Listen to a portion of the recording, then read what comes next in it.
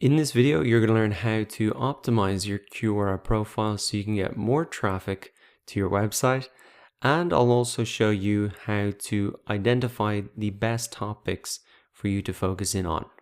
So to optimize your profile, just click on your profile image in the top right and then click on profile. And it's here you'll want to add a headline for yourself and a little description, and include maybe a link back to your company's website or your website. So you can just put in something very basic to get started, like maybe your role.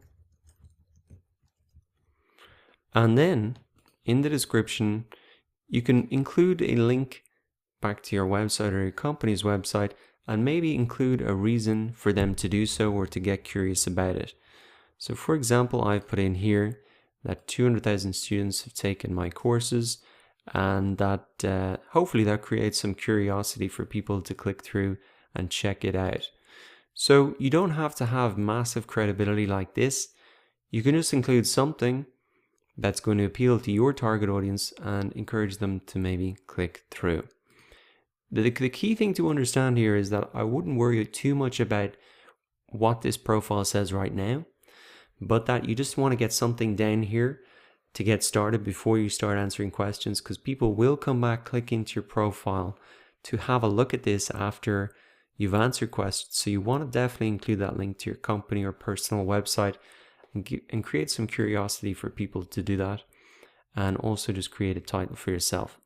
Now, an important part of building out your profile is to add in the topics that you know about. Now, you might have a couple in here from when you created your account, but we really want to add as many as possible here, and in particular identify those topics which are most popular.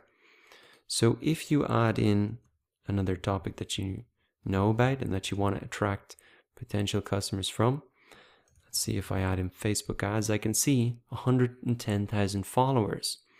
So right already I know that that is a pretty sizable topic here on Quora.